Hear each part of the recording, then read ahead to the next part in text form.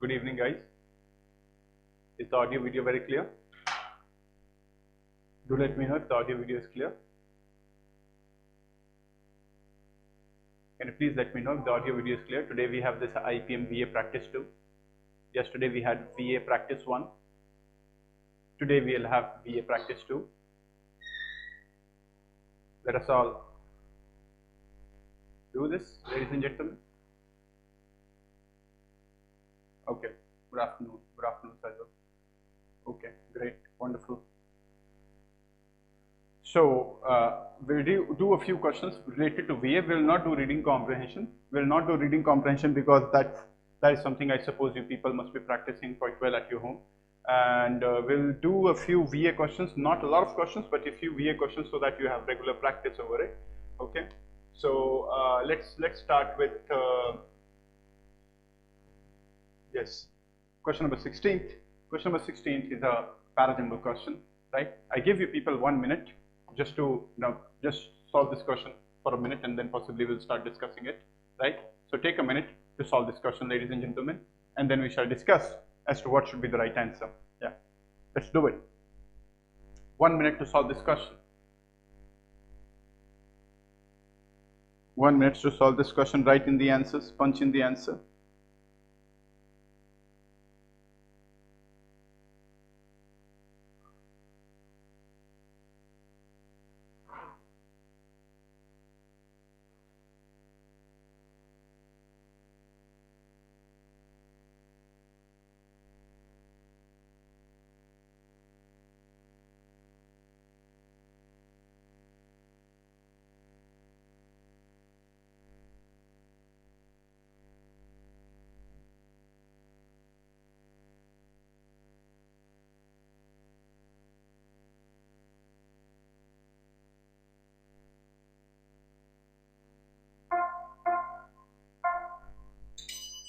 Alright, so what should be the right answer? Let's go for it. First, A, if we bombarded protons at high energies with other elementary particles, other protons, say we begin to glimpse more fundamental units hiding inside of the proton. This is one of the great unsolved problems in science, so we don't see any problem in A, so this definitely will not be the case. Are quarks the ultimate constituents of matter, or they too composed of still smaller and more elementary particles? Will we ever come to an end in our understanding of nature of matter, or is there an infinite regression into more and more fundamental particles? E, physicists now propose that so-called elementary particles such as protons, so-called elementary particles such as protons and neutrons are in fact made up of all still more elementary particles called quarks, which come in a variety of others and flavors, as their properties have been termed in a poignant attempt to make the subnuclear world a little more like home. If you read these statements, ladies and gentlemen, you will find that A is talking about elementary particles, it is introducing elementary particles. E is basically talking about the elementary particles in further form. So AE is definitely a pair to look forward to.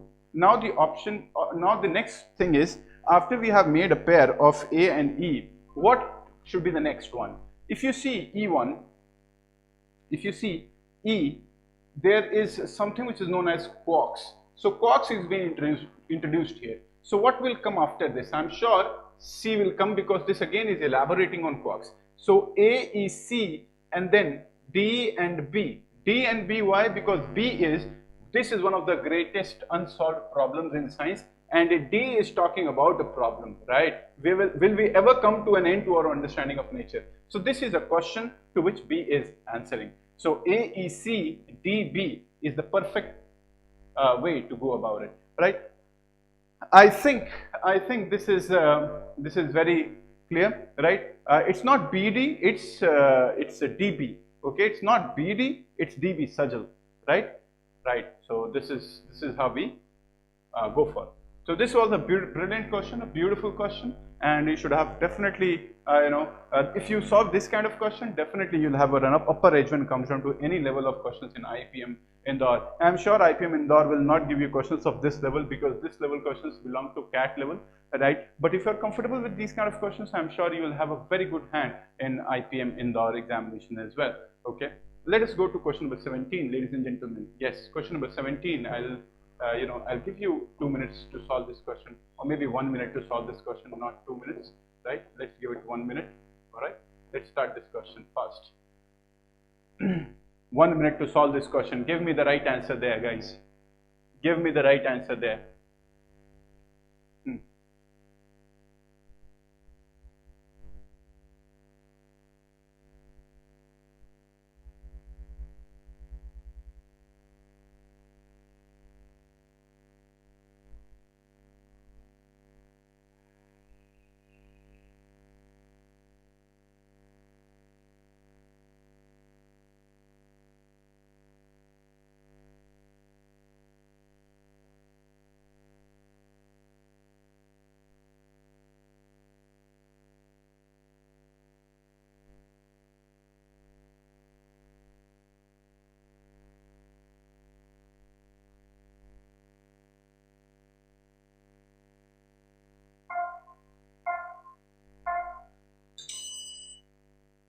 Okay, I'll explain this question, guys. Prometheus saw which way that battle was turning and threw in his lot with Zeus and Olympians. Prometheus is usually identified as one of the Titans, the ancient race of deities whose battle with the Olympian gods is most probably a mythical retelling of the struggle between rival theologies in the ancient world. Now, if you see, we cannot start a statement with but, so C will definitely not be in the case. He acquired architecture. This again cannot be a starting of the paragraph. In one account, Zeus decides to withhold fire from humanity. This again cannot be a starting of the paragraph because it starts with an example. Alright, so definitely it will start with B. So Prometheus is usually identified as one of the Titans, the ancient race of deities whose battle with the Olympian gods is most probably a mythical retelling of this struggle. And Prometheus saw which way the battle was turning. What battle? We are talking about this battle. Right, so B and A will definitely make one pair, ladies and gentlemen, if you see it, right? So B and A is one pair. Now when we have talked about after A, Prometheus saw which way the battle was turning and threw in his lot with Zeus and the Olympians. Then D, he acquired architecture. He means who? Prometheus we are talking about. So he will continue with B, A, D. And then E, in one account, Zeus decides to withhold fire from humanity because he is angry at one of the Prometheus tricks. And then C, but Prometheus steals fire. So here Zeus withholds fire, but Prometheus steals fire. So E and C are one triplet, right? So the correct answer should be B, A, D, E, C. B, A, D, E, C. This is the correct answer. Alright, so I think this question was also a good question, right? Here, if you understand what should be the starting of the paragraph, it was an easy question, not very difficult question to handle, ladies and gentlemen, right? Question number 18, okay? I'll give you 1 minute to solve this question, guys. 1 minute to solve this question. Question number 18, let's do it. Question number 18, do it fast.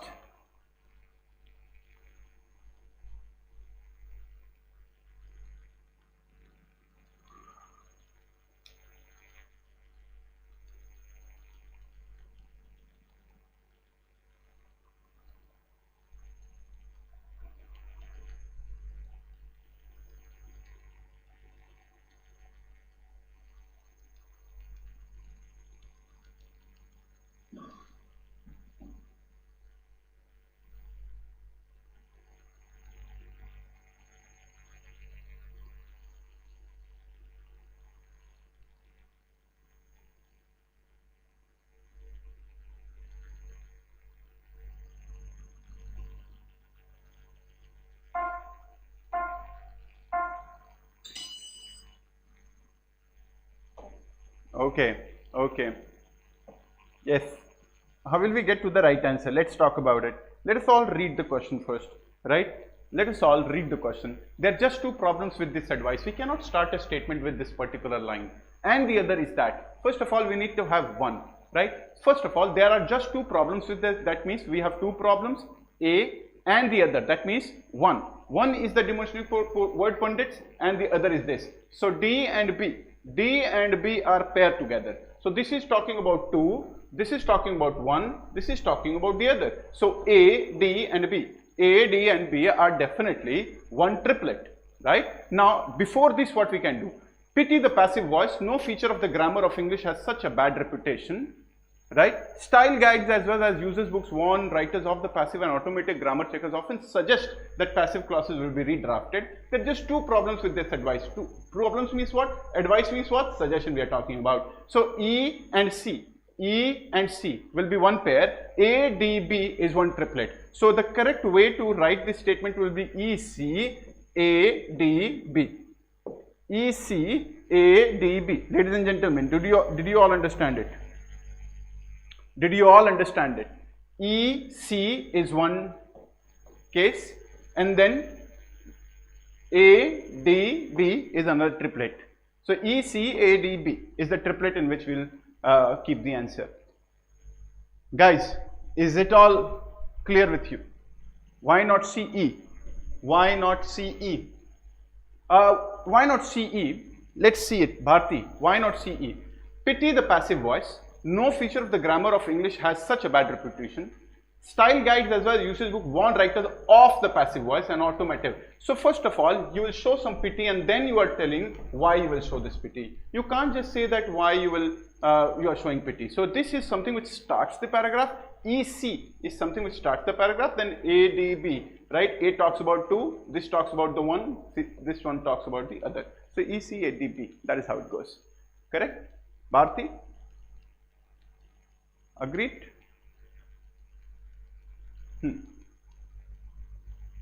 Alright, so I'll move on to the next question. Okay, question number 19. Arrange the sentences in correct order. That means again a parajumble question. Alright, parajumble question. 1 minute. Okay, 1 minute.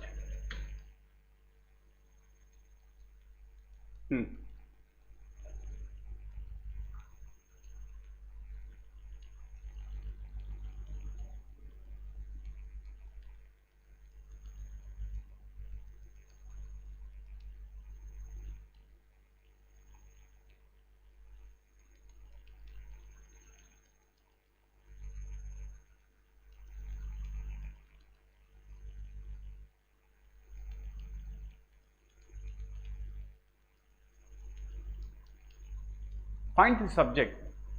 This question is a classic example of finding subject and getting the right answer.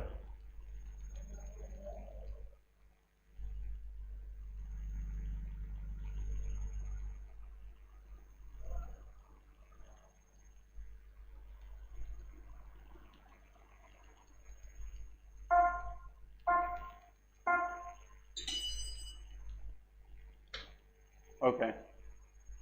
19th, guys. 19. Let us check the answer. I have not gotten any answer till now, but again, I will try to explain it. Alright, I think you cannot start with A because unlike their brother, so pronoun is coming in the first place. So A cannot be a starting. The three orphans traveled on their own. Again, we are not starting with any name or something like that. So it is definite that we'll start with D. Okay, so D, right? D. Then Sweden seems idyllic to Munar, a 19-year-old Afghan asylum seeker, and her two sisters. Asylum and her two sisters. Then the three orphans. So 1, 2, 3. So the three orphans. So DB is one pair. Three orphans traveled on their own from Iran, where they are living illegally and who had no access to education. Now they live with a foster family and go to school while they wait to hear whether or not they can stay. So DBE. So this they refers to the three orphans. So D, B and E, they all are coming into one line. Then C, but the respite may be short-lived. Why? Unlike their brother who has been a Swedish resident for several years, they could find themselves sent back to a country that although their birthplace is no longer their home. So this is talking about why the respite may be short-lived, why this happiness may be short-lived. So DBE, DBE, CA. CA are making one pair and DB is making one triplet. So DBE, DBE, CA is the right answer, right? DBE, CA, right? Everybody understood this case, right? Just read it this way. This is statement 1. Sweden seems idyllic to Munar, 19-year-old Afghan asylum seeker and two sisters. Then B, the three orphans traveled on their own from Iran, where they are living illegally and had no access to education. This is 2. Then E, Now they live with a foster family and go to school while they're here. So this is third statement, right? Then this is fourth statement, and this is fifth statement. Okay, so that is how you will go, right? Is this question very clear with everybody, ladies and gentlemen? All people who had any doubt, just look at this flow of the paragraph, you understand where the mistake is. Guys, is it clear? Type in the chat box so that I may move to another question. Okay. Bharti is saying 1 minute 30 seconds will be good to solve, 1 minute is too short. Alright, I'll increase the timing with 30 seconds. Please, no problem. Okay, so this, shall I give 1 minute for 1 minute 30 seconds for this question, right? I'm sure if I give 1 minute 30 seconds for this question, things will go a bit hard. So this is completing the paragraph completion kind of question, right? So you have to put in the right paragraph, okay? Alright, I'll give it 2 minutes for this, okay? 2 minutes. 2 minutes. Read the paragraph. Please, read the paragraph, please.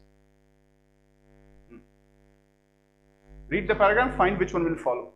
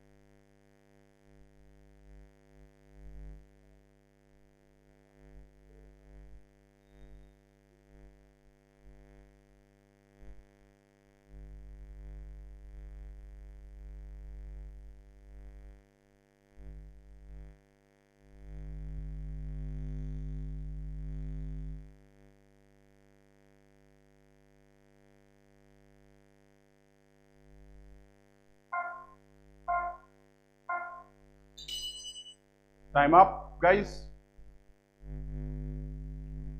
Still, I will wait for you people to write the answers for the next 10 seconds maybe. Write your answers fast.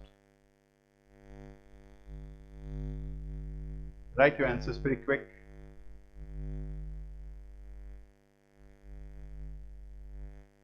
Let's see. The decline of English, when it begins, will not seem of great moment. International English is a lingua franca. Lingua franca means common language. By its nature, a lingua franca is a language of convenience. Yeah, it's a language of convenience because everybody is able to communicate into it. Next is, when it ceases to be convenient, however widespread it has been, it will be dropped without ceremony and with little emotion. People will just not, so see, when it ceases to be, that means whenever a language is not convenient, right, people stop using it. People don't use it, right? When it ceases to be convenient, however widespread it has been, it will be dropped without ceremony and with little emotion. So people will not be emotional about leaving this language, okay? People will just not get around to learning it, not see the point, be glad to escape a previously compulsory subject at school. Only those who have a more intimate relationship to its native speakers may feel a sense of loss, much as French people do today when their language is passed over or accorded no special respect.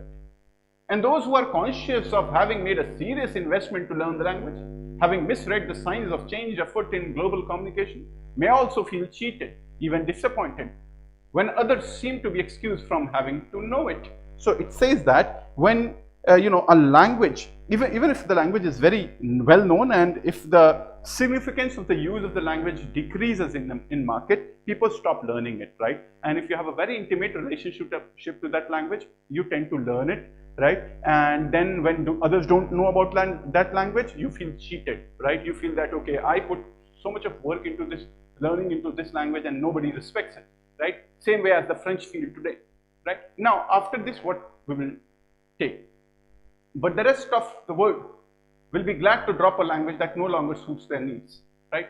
But the world as a whole will shrug and go on transacting its business in whatever language next seems useful. Now see this statement. And those who are conscious of having made a serious investment to learn the language, having misread the signs of change and global communication, that means people did not realize that the world is going to change, still they kept on learning that language, right? May also feel cheated, even disappointed when others seem to be excused from having to know it. After this, what will, but the rest of the world will be glad to drop a language. See, nobody is glad to drop a language. It is just that when you don't need it, you don't learn it. So it's not about being happy or being sad. So A is definitely not suiting the tone of the paragraph. But the world as a whole will shrug and go on transacting its business in whatever language seems next business. That means, but the world will not stop. You may feel very sad because you may feel cheated because you put in a lot of work. But people will not, think about you, because they will just see that what language is coming next and they will learn it, right? So B could be one of the cases out here. C, for them the decline of English will indeed, it's not just about English, it's about many more languages. So C is basically talking about English, right? This one is talking about a language, okay? It is not talking about English. That language can be English, that can be French, that language could be goddamn anything, right? So C is definitely not because it is focusing on English. D again is not one because it is again English. So C and D are two specific statements to be put as the last statement. A is something which is which is away from the sense of the communication. So the only answer which comes into the scope of the paragraph is B. So the correct answer for this particular question is B for ball. Ladies and gentlemen, we all understand it. The correct answer should be B. Is the logic very clear? Is the logic very clear with everyone? Right, I'm not talking about basics of parajumble, I'm talking about good questions, okay? I'm sure you people now have reached a level wherein you need to challenge yourself with brilliant questions. So I'm just giving you good level questions so that you may have an idea about how parajumble questions can actually put you in a lot of problem, yeah? Guys, is this clear with everyone? Great, wonderful. Let us go to the next question. Question number 21. Question number 21. Choose the option that completes the paragraph in the most appropriate way. Right? For this question, I give you 1 minute 30 seconds.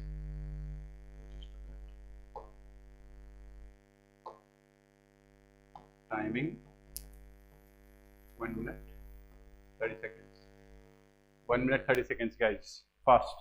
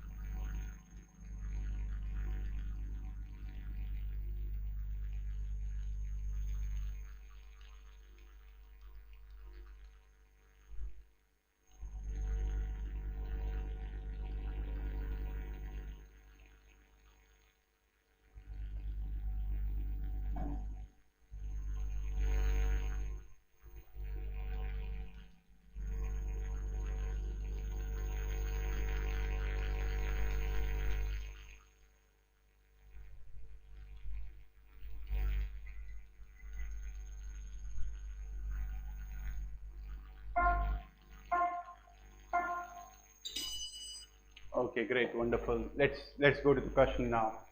In a survey of job applicants, 2/5 admitted to being at least a little dishonest. Right? In a survey of job applicants, 2/5 of the total population admitted that they were a little dishonest about voting in the survey. However, the survey may underestimate the proportion of job applicants who are dishonest. So, it is saying that the conclusion is that, however, the survey may underestimate the proportion of job applicants. That means right now the proportion stands on 2/5. Now, if you underestimate, that means this is low on a lower side. It has to be on a higher side. That means it should be 3.3/5 or 4/5, something like that. All right. But it is saying that it is 2 parts on 5. Now, why I am saying that the proportion of job applicants who are dishonest is underestimated, because some who are, it was 3/5, but the result came to be 2/5 because 1/5 of the total population was dishonest, but it said that they are honest, right? So this is what the idea is. So because some dishonest people taking the survey might have claimed on the survey to be honest. So 1/5 of the total population were dishonest, but they claim that they are honest, and that is why this figure stands underestimated. This figure should have been 3/5. So this is the right answer. A is the right answer. Guys, why not others are right answers? Some generally honest people taking the survey might have claimed on the survey to be dishonest. So if honest people are saying that they are dishonest, that means this number is overestimated. It should not be underestimated, right? It is saying that this number is underestimated. The number of dishonest people is underestimated. That means some dishonest people have said that they are honest people. You know, that's what the case is. See, some people who claimed on the survey to be at least a little dumb may be very dishonest. It's not about little or very. Dishonesty is dishonesty. So C is wrong. Okay. D. Some people who claimed on the survey to be dishonest may have been answering honestly. Right. So okay, they have answered honestly. That means they are dishonest. That does not mean that they are honest and it's about honesty and dishonesty. Okay. So D is wrong. Some people who are not job applicants are probably a little dishonest. This again does not add value to this particular case. So the correct answer is A. Right? I hope this makes sense with everyone. If in case you have any problem, I can explain it once again. Please do let me know if you have understood it or not, or you want an explanation once again.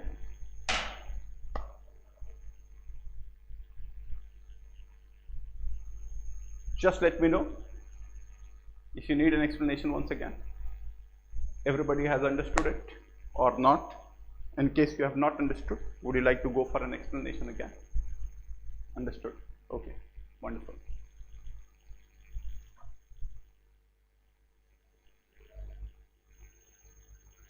Correct. Okay, clear. Let's go to question number 22. Odd man out.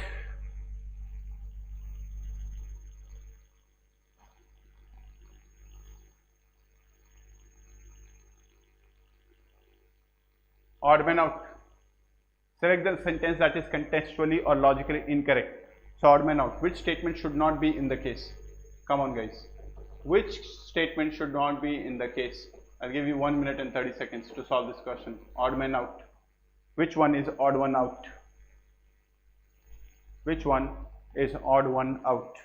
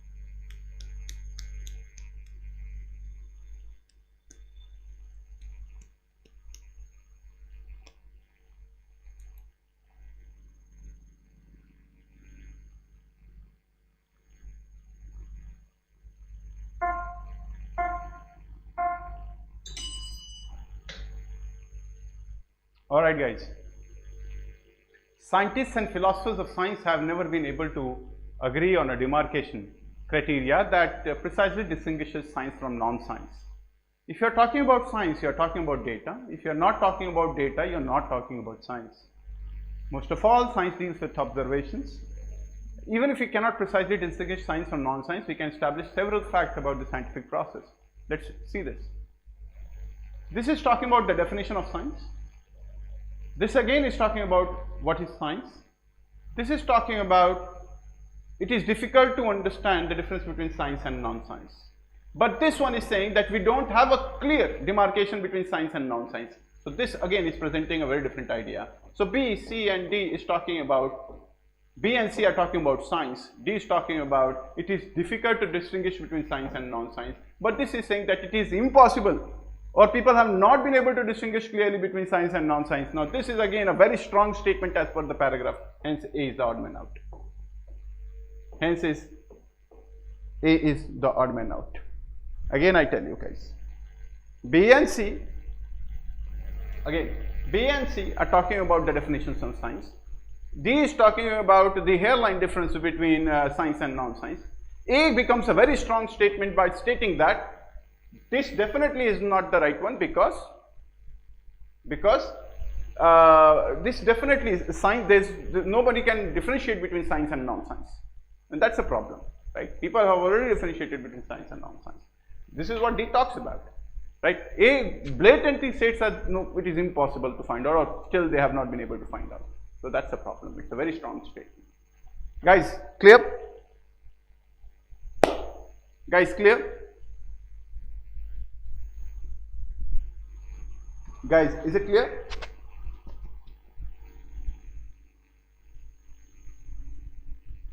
I want an answer from everyone.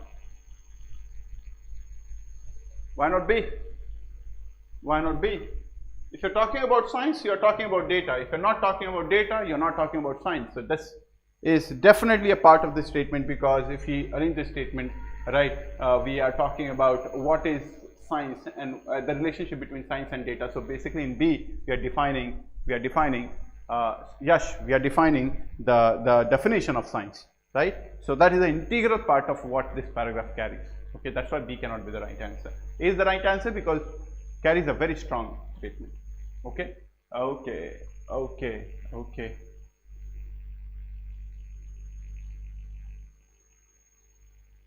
All right, this is a wonderful statement. 23 is a different, it's a brilliant question. I urge everyone to solve this question within 2 minutes. I give you people 2 minutes to solve this question. All right, get me the right answer, everyone. This is a brilliant question. Yeah.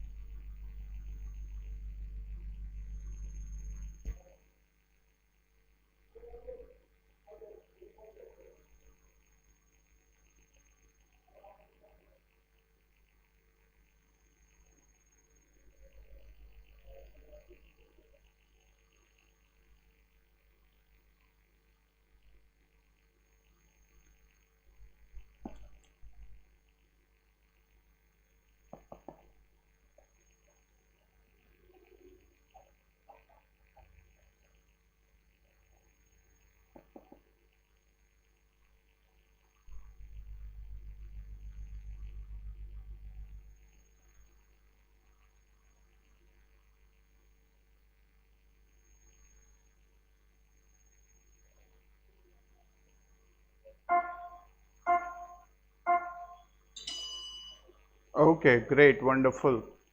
So, time up. Right. Are people giving the answers?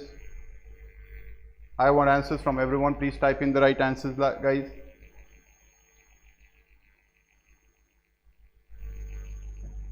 All right. Some people have given absolutely correct answer. The correct answer should be D. The correct answer to this question is D for dog. I'll tell you how. I'll give you a very short explanation. A talks about A talks about how servants were integral part of the post-medieval world. B also talks about how servants saw their work. C also talks about the word servant. That means A, B, and C are talking about the evolution of servant category. D is talking about how they ended. Right. So country, houseway of which I defined image of British nation in the previous century is subject of fascination itself. So A, B, and C are talking negatively about servant class as the system of keeping servants, and D is talking about in a very positive way. Hence, the correct answer should be D. Right. So A, B, and C are negative at tone. D is positive at tone. Hence, D is an odd man out statement. A, B, and C are positive at tones. D is negative at tone. Hence, D is the odd man out. I think Sajal and Suhani and Nandini have got it, right?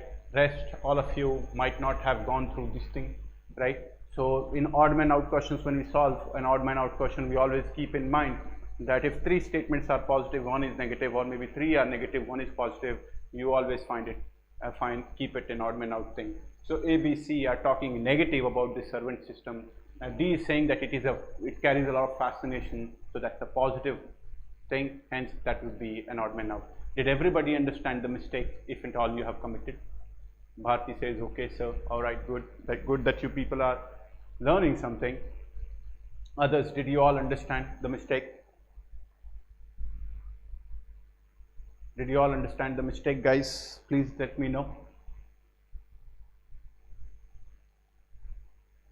Yes, yes, yes, wonderful. You should all know it. Yeah, you should all know it. That's what. All right, great, wonderful. Great, wonderful. Okay. 24, yes. Great, odd man out.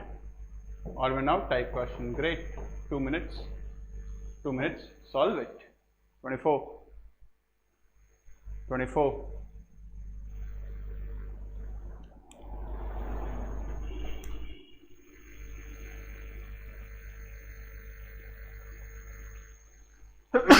Sorry, guys.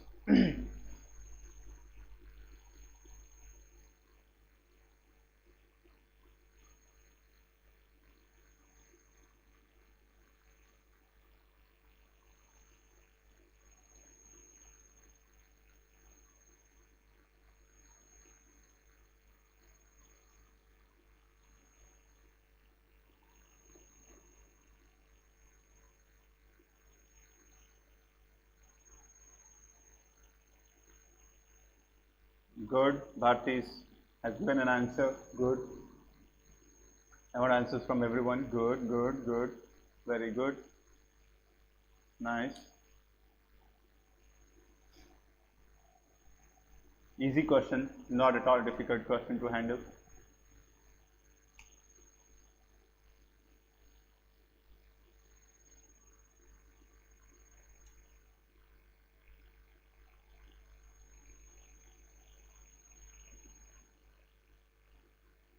Guys, I want answers fast.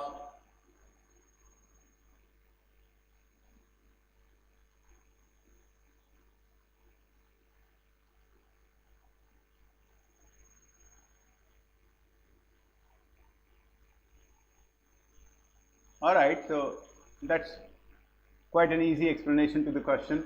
A, C, D, and E. A, C, D, and E, they all talk about the signs of language of an infant.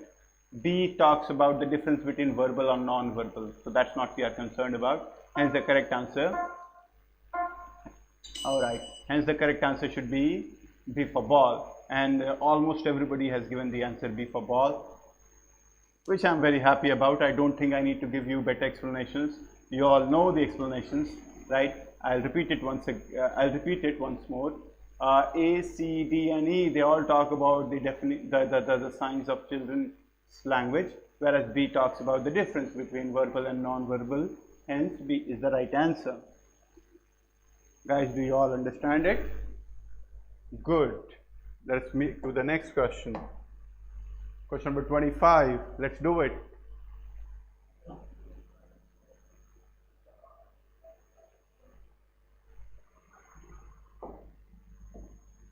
I'll give you 2 minutes. This is a CR question. Do it fast.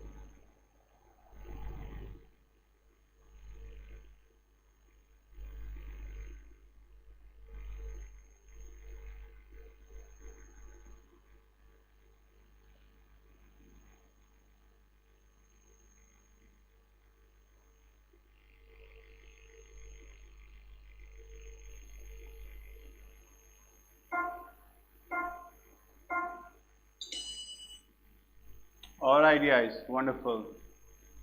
I hope you all understand this. Yep.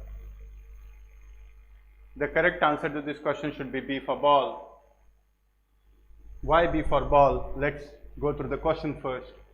Opponents of laws that require automobile drivers and passengers to wear seat belts argue that in free society, people have right to take risk as long as they do not harm other people.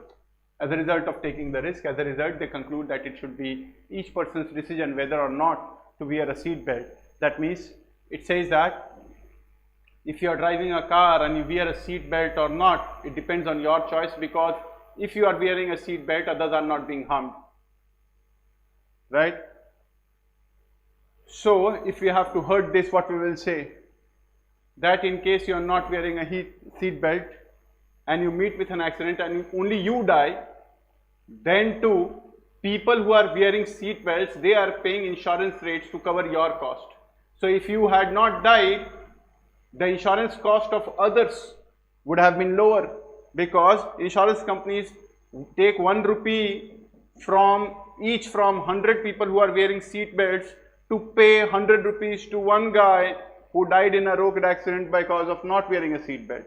So your argument that because you are not wearing seat belts, you will die, then only you will die and it will not cause harm on others, is challenged here, because when you die, the insurance company will have to pay you, and that money will come from those people who are wearing seat belts. So basically, when you are not wearing seat belts, you are harming economically those guys who are wearing seat belts. Hence, in order to not hurt them economically, you have to, wear seat belts and not die, so that you don't demand money from the insurance companies. So the correct answer is B.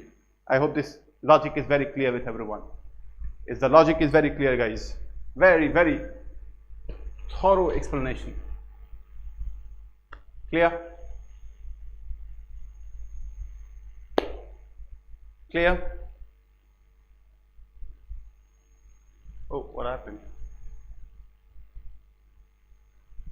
Is this thing clear?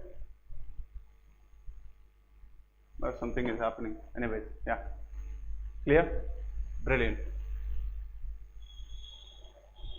Alright, so that's all for the day, guys. Today's class ends here. I hope that you people would have liked the questions, the level of the questions, right? Tomorrow onwards, we are starting with math sessions as well, in which the teacher will come and, yeah, alright, in which the teacher will come and he will talk about, good level questions of maths as well with you guys.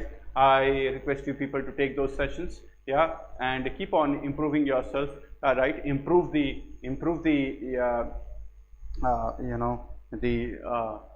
written scores so that you may qualify, and when you qualify, join our Telegram channel given in the link, and we will update you about the IPM Indore free TDPI preparation with us.